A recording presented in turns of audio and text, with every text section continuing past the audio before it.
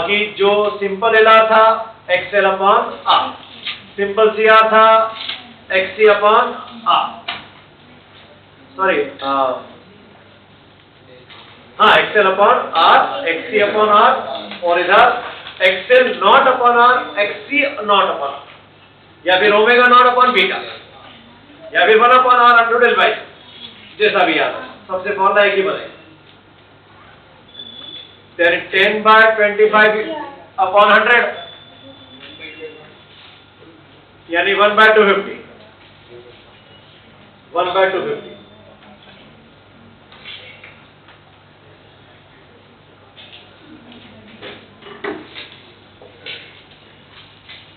चलो कहां तक पहुंच गई गड्डी? क्या 4th एक्सरसाइज चालू की थी क्या? 3rd के बच्चे भी प्रॉब्लम कर ली थी आपने? कोई कर ही नहीं रहा है, बोले टेस्ट में नहीं आ रहा है सर, अभी नहीं करेंगे, पर टेस्ट में तो आ रहा है ना ये। अच्छा टेस्ट हो भी गया?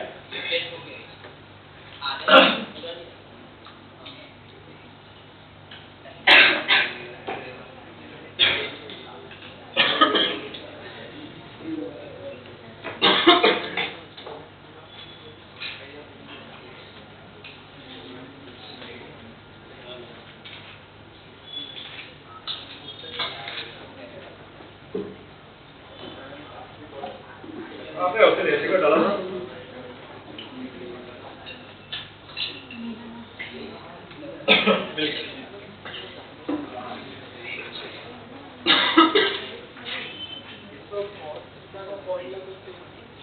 उसे भी तो आर बाई जेड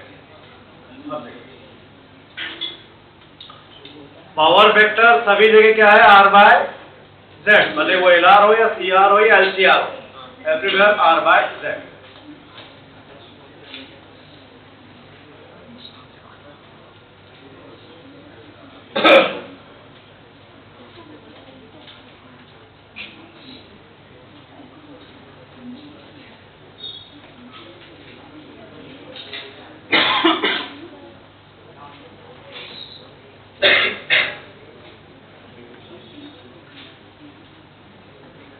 उस दिन जो नंबर लिखे तो उसका फोटो लिया था क्या?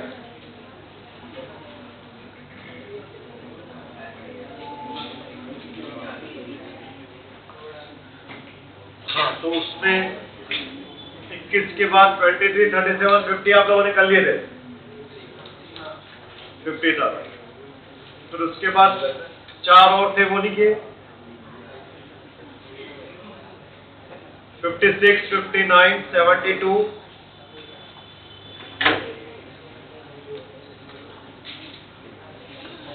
56, 59, 72, 105 to 107 और 128। अरे ये बचे थे?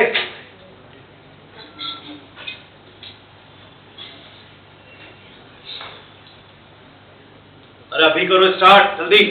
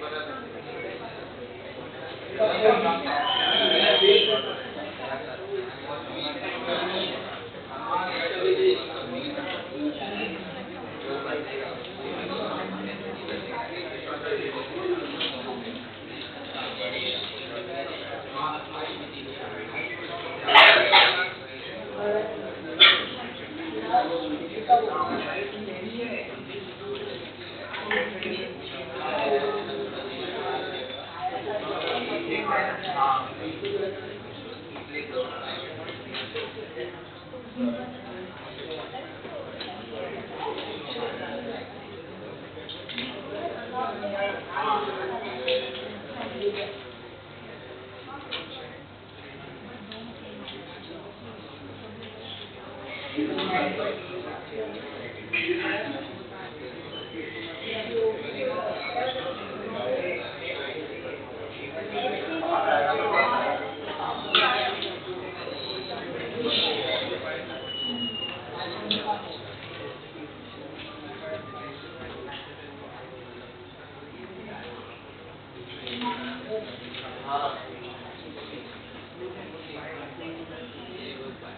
जी 56 काट दिया।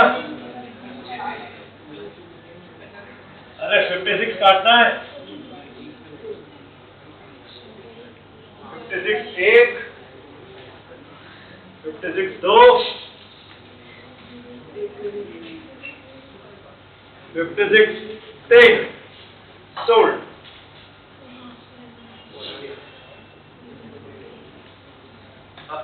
स्टार्ट कर दें। तो सच्ची बताओ कर भी रहे हो कि नहीं ये वाले problem?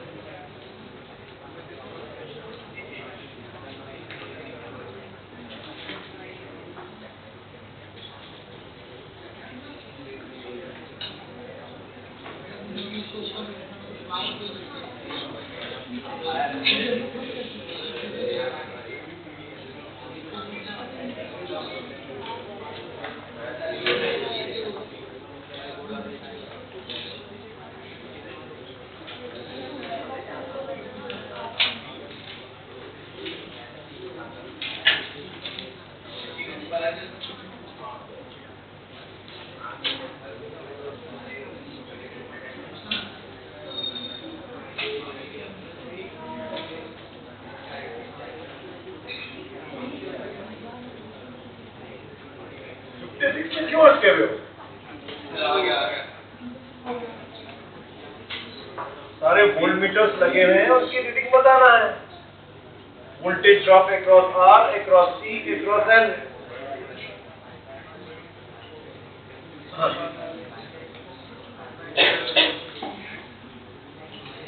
Anyone want 56 on board?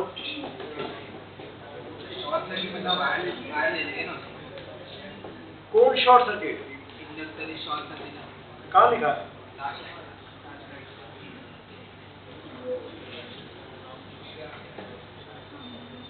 अच्छा प्रॉब्लम में लिखो। नहीं मैं डायग्राम देख रहा हूँ, डायग्राम में कुछ नहीं था। ठीक है। In the figure shows V1, V2, V3 are AC voltmeters. That A is AC ammeter. ठीक है। The reading of V1, V2, V3 are this. If the inductor is shorted, हाँ इंडक्टर को हटा दो, मतलब उसके क्रॉस एक वायर लगा दो बिना कुछ भी, तो सारा करंट उसमें से जाएगा।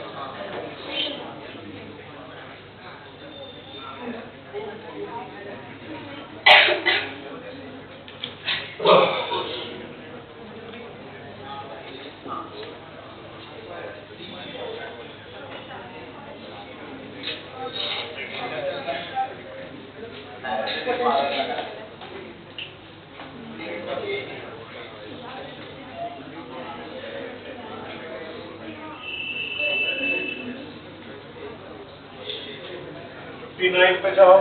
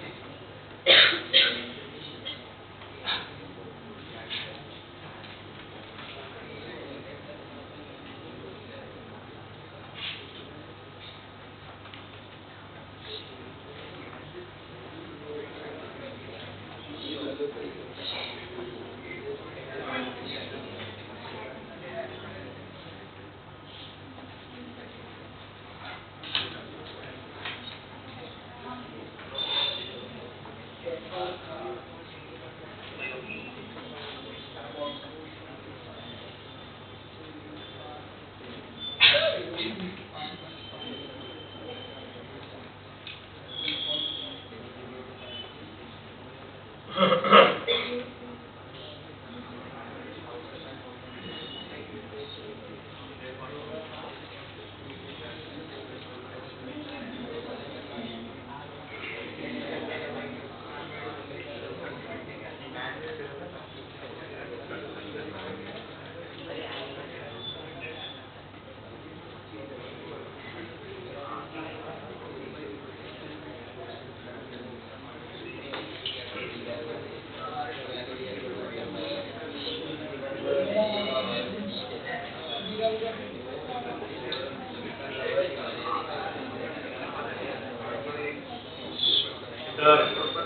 हुआ, चल रहा है तो मैं ले लूँ क्या बोर्ड पर?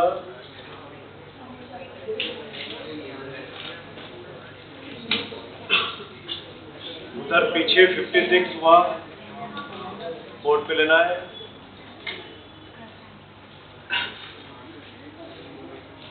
अरे इनिशियल वोल्टमीटर की जो रीडिंग दी है ना इनिशियली, वहां से उन तीनों के आर, एक्सएल और एक्ससी निकाल आ गया। अब उसके बाद एल को क्या कर देना है, शॉर्ट सर्किट, तो वो तो हट गया। अब सर्किट में क्या थी, आर, वापस नया जेड निकाल, आर और सी का।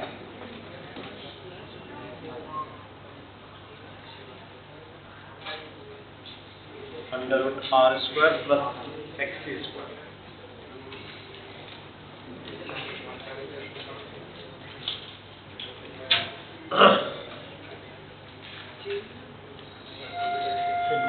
से करंट कितनी निकलेगी वो पता करो सोर्स से, फिर वही करंट आर और एक्सी को देकर वोल्टेज IR IXC।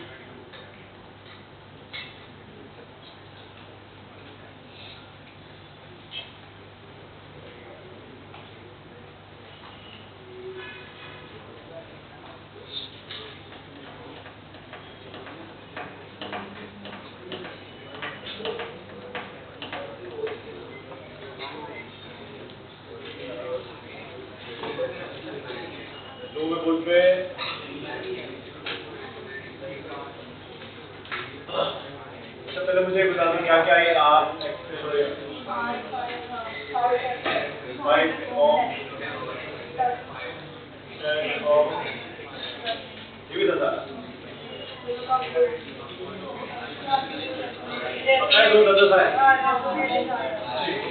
यानी वो शुरुआत की कंडीशन थी, और बाद में फिर ये हट गया। अब रह गया सिर्फ आर से, तो V3 का रीडिंग तो 0 रहेगा तब क्योंकि यहाँ पर था V3 और बना देता हूँ, तो R3 तो करेंगे ना उसको, बना देता हूँ।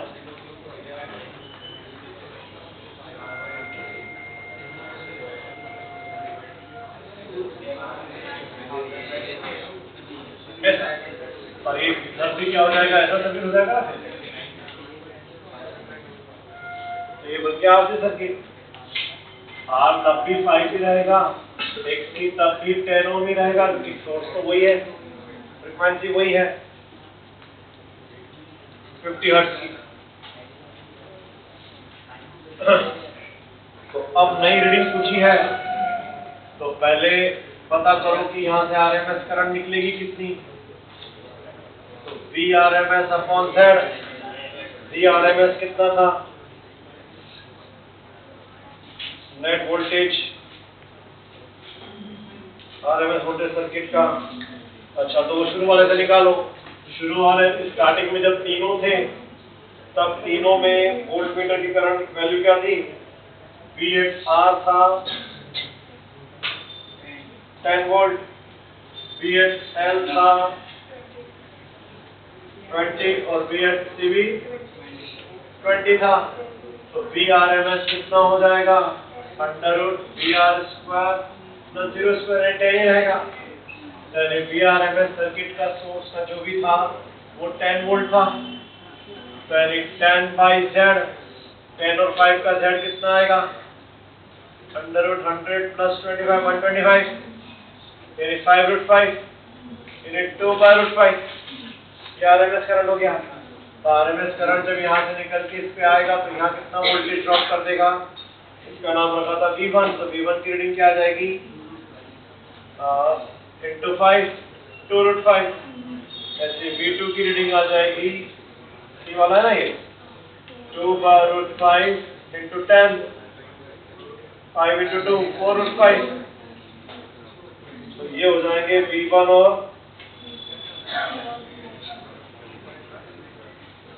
हाँ ए और बी दोनों करेक्ट हो लिए। अच्छा एमीटर की करंट भी निकालनी है, तो उस समय एमीटर की रीडिंग क्या आएगी 2/5, तो डी भी करेक्ट हो गया।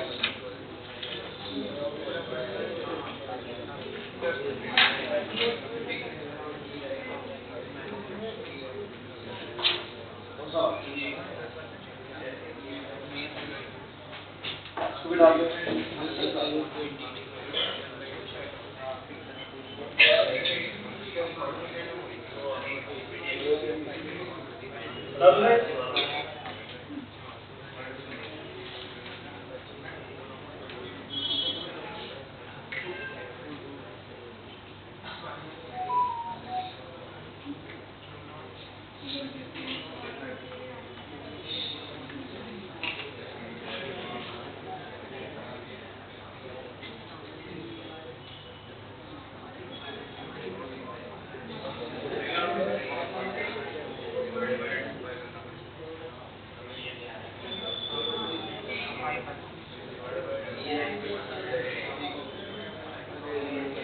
वैसे उसको भी मुझे मिल गया, कैसे आता हूँ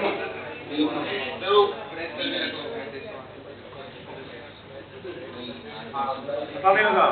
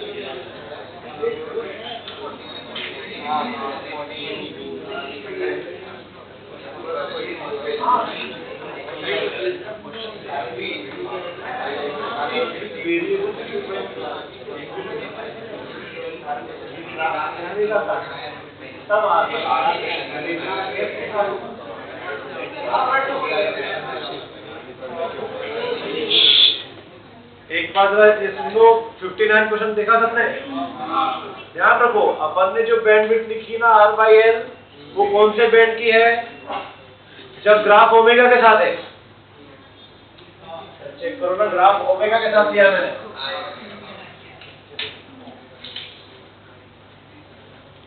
अरे ये वाली बैंडविड्थ है वो, दैट इज R/L, और अगर ग्राफ ओमेगा के साथ नहीं f के साथ हुआ फ्रीक्वेंसी के साथ डिफाइन किया तो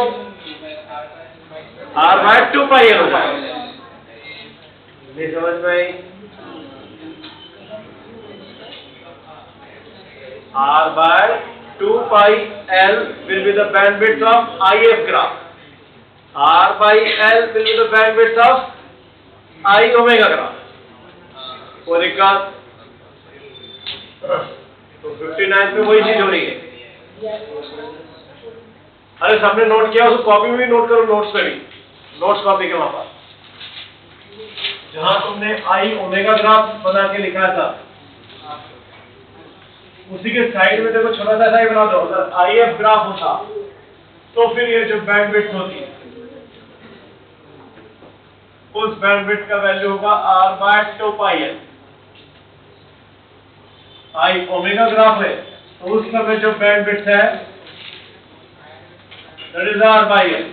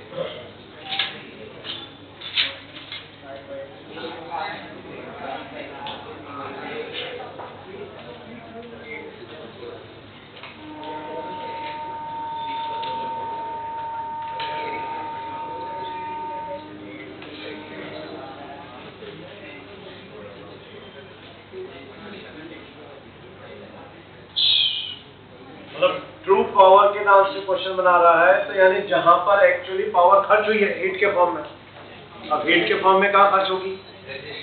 रेजिस्टर। कैपेसिटर इंडक्टर में हीट के फॉर्म में एनर्जी लॉस नहीं होता। नहीं समझ में आया? तो क्या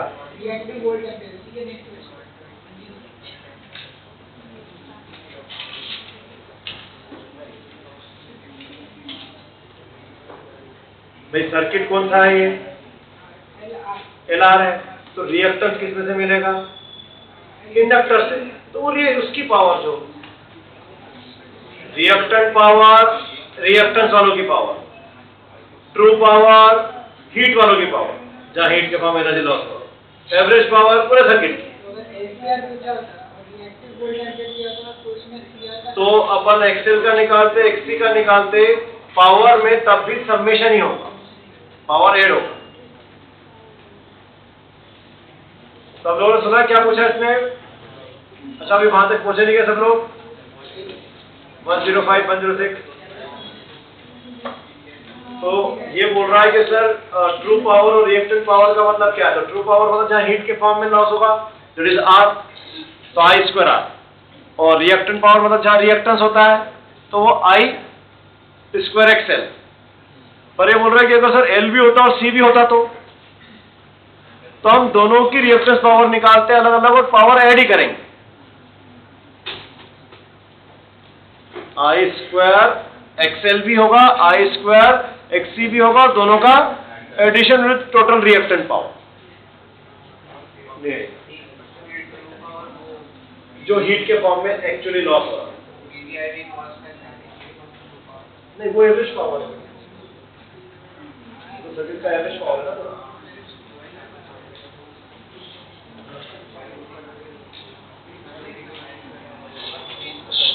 एक मिनट बाद में भूल जाओगे, इसको भी नोट्स कॉपी में वहीं जाके लिखो जहां पर एवरेज पावर का डेरिवेशन हुआ है। एवरेज पावर का जहां डेरिवेशन हुआ है वहीं पर ही पी एवरेज का लिखा है, B R M S, I R M S, cos phi, ये एवरेज पावर। फिर वहीं पर लिखो ट्रू पावर, तो वो किसी भी सर्किट के लिए ट्रू पावर वो होगी जहां पर हीट लॉस होगा, हीट लॉस पर सेकेंड इन रेजिस्टर, यानी I square R. This is true power. Reactant power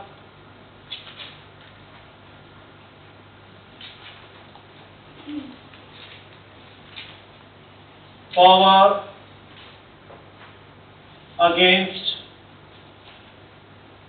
reactance. That will be IV square XL and IV square XC. दोनों अलग अलग निकालेंगे. अगर L और C दोनों प्रेजेंट है आपके सर्किट में तो दोनों को जोड़ना है. पावर सिंपल एडिशन होगा.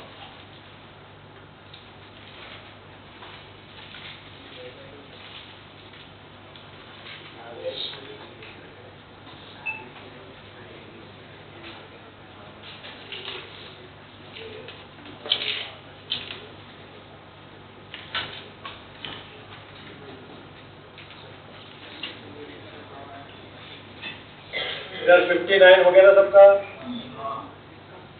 72 चल रहा है.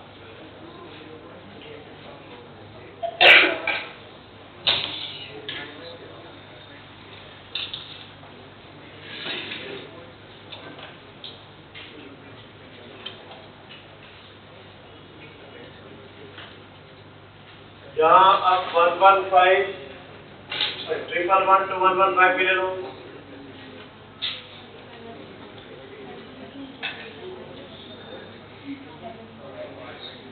ट्रिपल 1 to 115 भी.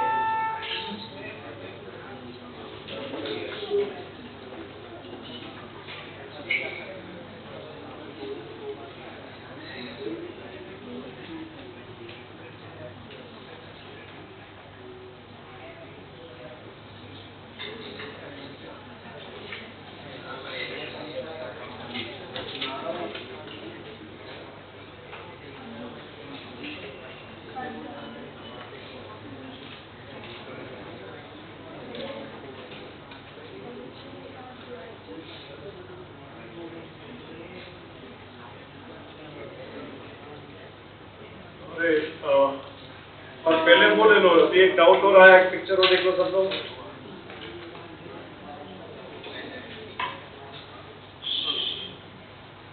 एक अलग फोटो आया देखो.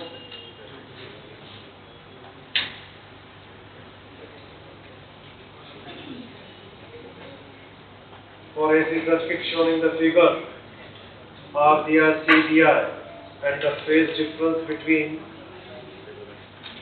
V input and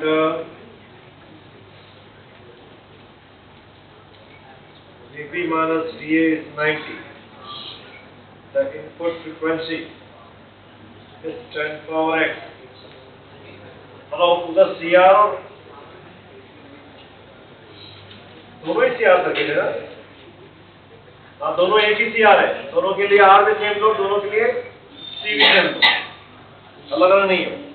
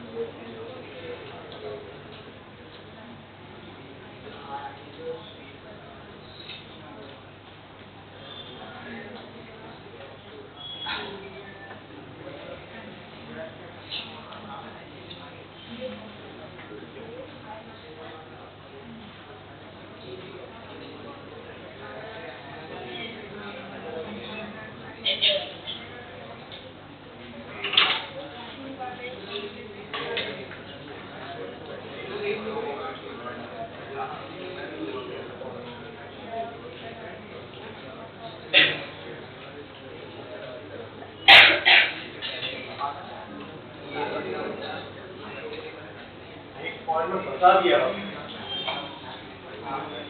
एक पॉइंट के वोल्टेज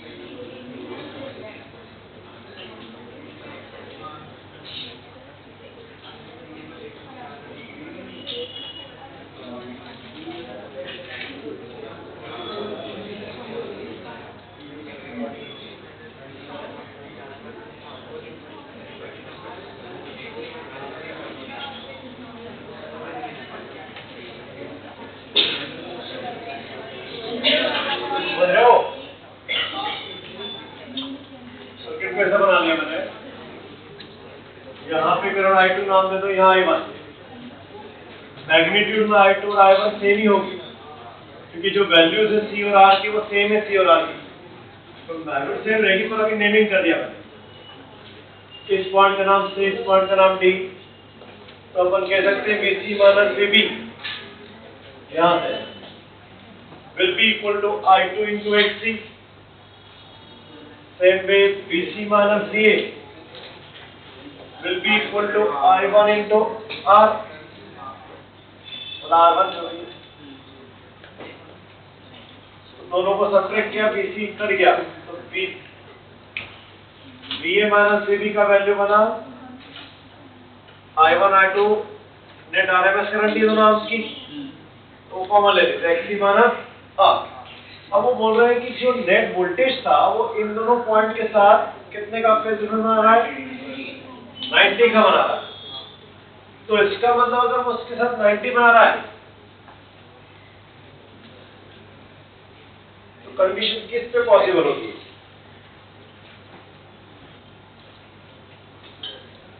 और वो तभी हो सकती है 90 जब VA माइनस VB खत्म हो जाए।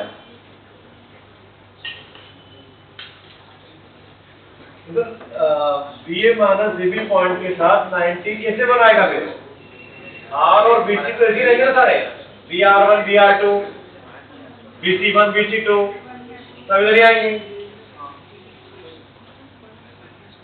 चल भाई, तो अगर मुझे 90 का फेज बनवाना है तो वो तभी पॉसिबल होगा जब V और VB इक्वल हो जाए। अब VA VB इक्वल किस कंडीशन पर होंगे, जब XC और R इक्वल हो जाए, XC और R का भी इक्वल होंगे। क्या निकालना क्या है, चलो हाँ, तो यहां से निकालो ना 1/, यानी ओमेगा 1/RC हो, ओमेगा 1/RC बोले तो R कितना है,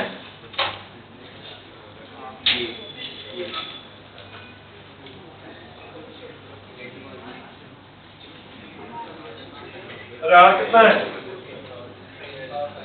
10 पावर C कितना है,